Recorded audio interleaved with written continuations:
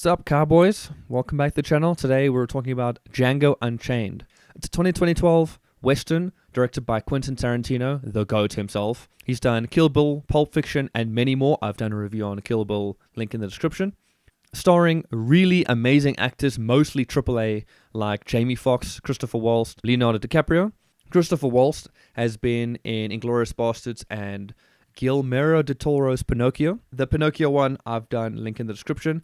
And Leonardo DiCaprio, I've reviewed his movie Revenant, link in the description as well. So, what's the movie about?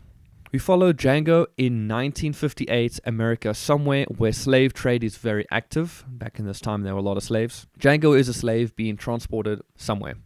Bounty hunter King Schultz frees Django to help him identify some bounties he's hunting, the Brittle brothers. Django happens to know these gentlemen because they captured and tortured him and his wife, Brumhilda, or Hilda for short. So this time, it's personal. They find the brothers pretty quickly. Awesome. They kill him, get the job done.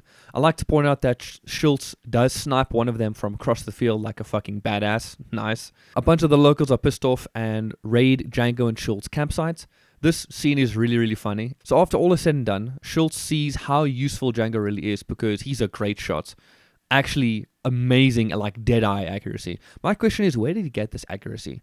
This is years of training. I want to see his backstory, you know. Anyway, they team up, and Django and Schultz do a bunch of bounties together over the winter.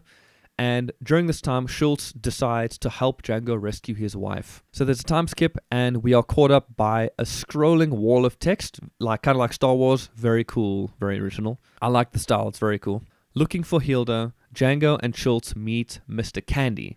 We then witness a gruesome hand-to-hand fight to the death amongst two slaves, and another slave mauled to death by some dogs. So Mr. Candy is a monster of a slave owner.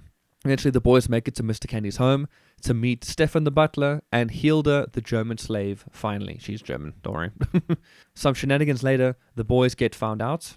They don't want to spend a lot of money on this other slave. They're really just here to save Hilda. Eventually Schultz kills Mr. Candy, but gets killed shortly after himself.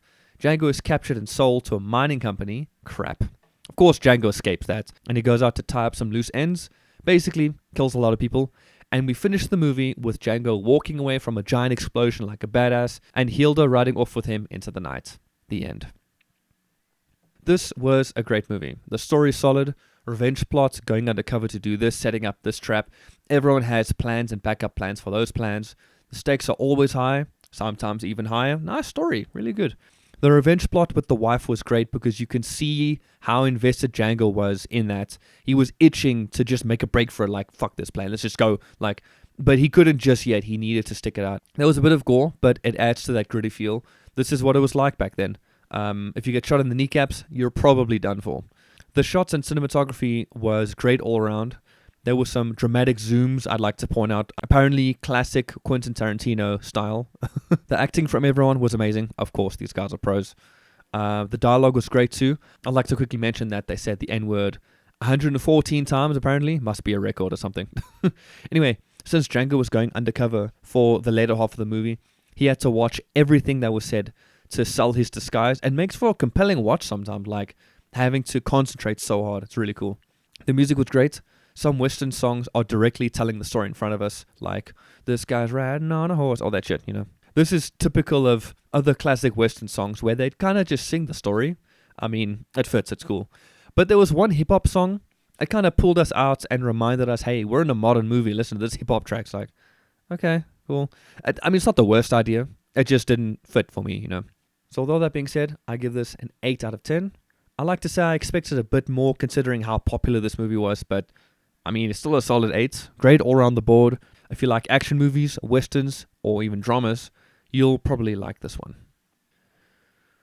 Side rant. I've been around the block before, scrolled on Instagram Reels, fair amount, so I'm very used to hearing the N-word, usually as like a joke, but seeing it here in a movie with context and with like, okay, this is what they always say, even, yeah, it is degrading, but it's cool to hear everyone say the N-word, because so many people are afraid to say it, but in this situation, absolutely. And I also heard about the story that DiCaprio didn't want to say the N-word, but then that guy was like, hey, just do it, man. Come on. You know, it was really cool. Anyway, that's all for now. Thanks so much for watching. I'll see y'all in the next one. Bye.